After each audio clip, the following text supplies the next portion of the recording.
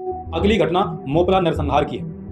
मोपला विद्रोह 1921, जिसे मालाबार विद्रोह भी कहा जाता है, मूलतः केरल मालाबार क्षेत्र में मुस्लिम किसानों ने इसे शुरू किया था। यह विद्रोह अंग्रेजों, जमींदारों और स्थानीय सामाजिक आर्थिक अन्याय के खिलाफ शुरू हुआ था। इसमें मुस्लिम किसानों ने बहुत से अंग्रेजों को मौत के घाट उतार दिया था। जमकर हिंसा हुई थी और गांधी जी ने इस हिंसा का समर्थन भी किया था। उन्होंने ये कहकर समर्थन किया था कि मोपला लोग अंग्रेजों और जमींदारों के अन्याय से पीड़ित थे, इसीलिए उनका गुस्सा स्वाभाविक रूप से सही है। सोचिए, ये वही गांधी जी हैं जिन्होंने भगत सिंह की फांसी की शर्त इरविन समझौते में नहीं रखी थी, क्योंकि गांधी जी की नजर में भगत सिंह हिंसक मार्ग पर चल रहे थे और हिंसा करना गलत है। भगत सिंह हिंसक थे। तो फिर ये मोपला विद्रोह क्या था? क्या ये मोपला विद्रोह अहिंसा के माध्यम से लड़ा जा रहा था? क्या अंग्रेजों की हत्या अहिंसा के माध्यम से की गई थी? और इतना ही नहीं, बाद में मोपला के मुसलमानों ने विद्रोह हिंदू विरोध में बदल दिया।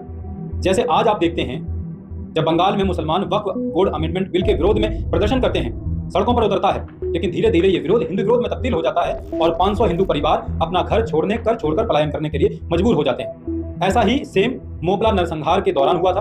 अंग्रेजों के साथ साथ सैकड़ों निर्दोष हिंदुओं की निर्मम हत्या की गई और हिंदू महिलाओं के साथ बलात्कार किए गए, जो अब तक का सबसे बड़ा नरसंहार है। साथियों, डॉक्टर भीमराव अंबेडकर की पुस्तक पाकिस्तान में इसका स्पष्ट उल्लेख मिलता है कि कैसे मोपला मुसलमानों ने हिंदुओं की निर्मम हत्या की थी।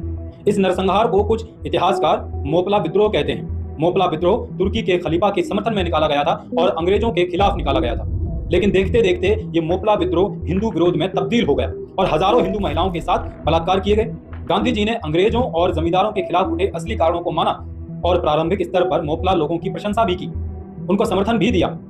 बाद में जब सांप्रदायिक हिंसा और हत्याओं की खबरें आईं, तब गांधी जी ने उनकी आलोचना की, लेकिन गोडसे और उनके साथियों के अनुसार वो आलोचना कमजोर और आधी अधूरी थी, क्योंकि गांधी जी ने कहा था कि मोपला लोग बहादुर और धार्मिक हैं, लेकिन वे रास्ता भटक गए हैं। इस तरह के शब्द हिंदू संगठनों को चुभते थे, क्योंकि उनके लिए यह नरसंहार था, ना कि कोई गलती।